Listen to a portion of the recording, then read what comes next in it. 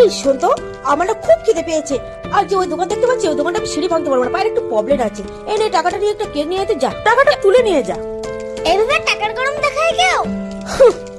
এইভাবে টাকার গরম দেখে সবাইকে হাতের মুঠোয় করে রাখবো। আরে বৃষ্টি চলে এসছে, এখন কি হবে? তাড়াতাড়ি কি, এতে ভিজেই যাবো। এক কাজ করি, ওই দোকানটা গিয়ে উঠে দাঁড়াই, আর তো কোনো উপায় নেই। আরে দিদি, তুমি এখানে এই নাও তোমার কেক।